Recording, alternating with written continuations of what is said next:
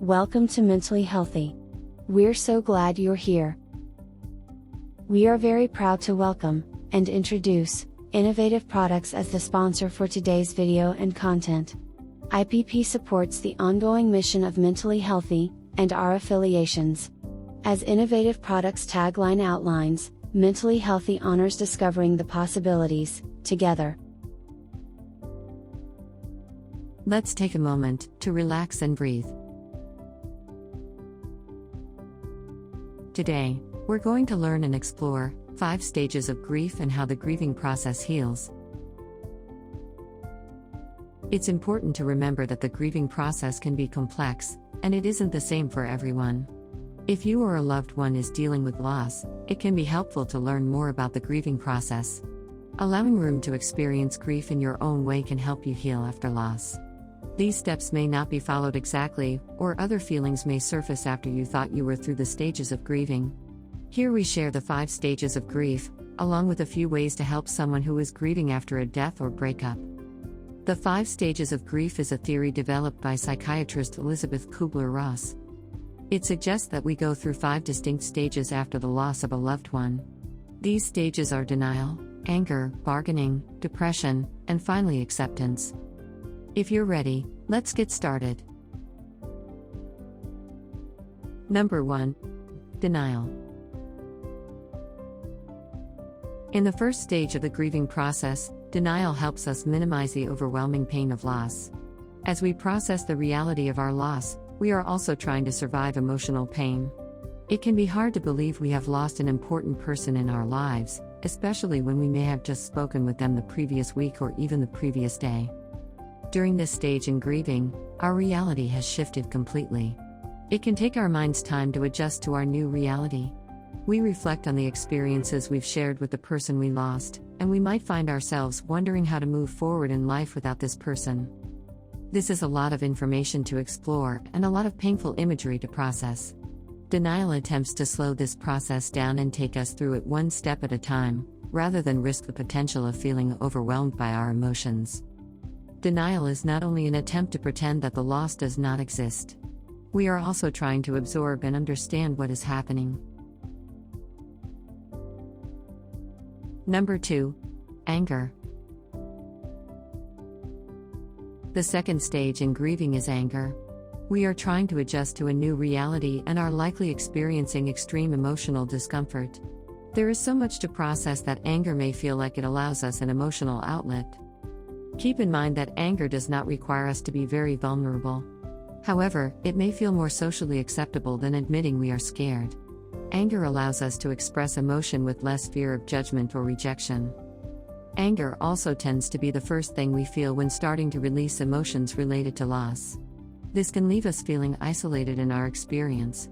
It can also cause us to be perceived as unapproachable by others in moments when we could benefit from comfort, connection, and reassurance. Number 3. Bargaining. When coping with loss, it isn't unusual to feel so desperate that you are willing to do anything to alleviate or minimize the pain. During this stage in grieving, you may try to bargain to change the situation, agreeing to do something in return for being relieved of the pain you feel. When bargaining starts to take place, we often direct our requests to a higher power or something bigger than us that may be able to influence a different outcome. Bargaining during the grieving process can come in the form of a variety of promises, including, God, if you can heal this person, I will turn my life around.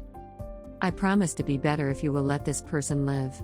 And, I'll never get angry again if you can stop him or her from dying or leaving me.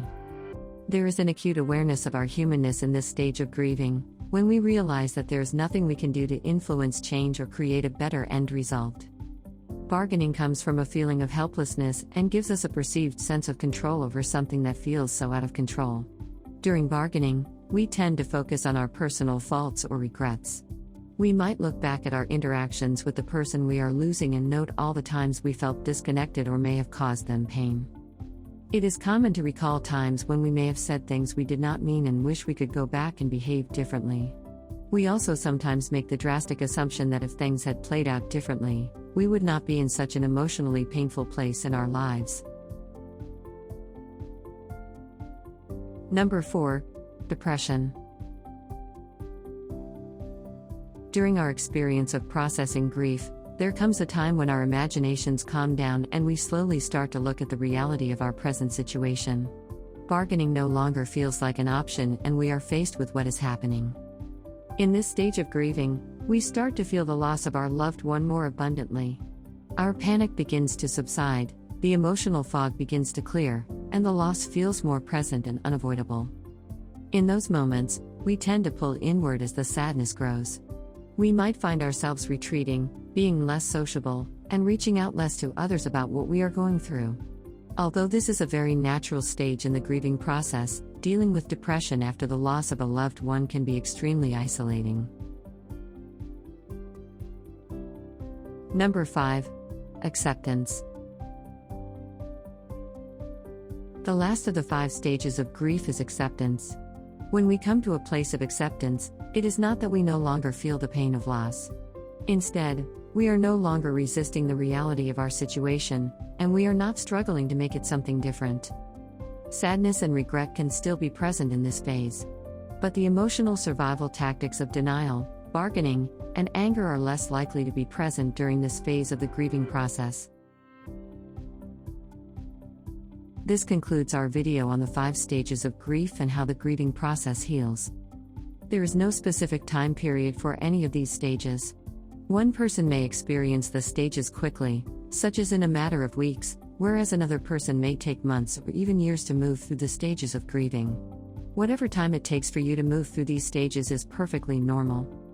As we consider the 5 stages of grief, it is important to note that people grieve differently. So, you may or may not go through each of these stages or experience them in order. The lines of the grieving process stages are often blurred. We may also move from one stage to another and possibly back again before fully moving into a new stage. Please share with us your experiences in this area. Sometimes talking with a grief counselor to help unburden yourself is a good idea.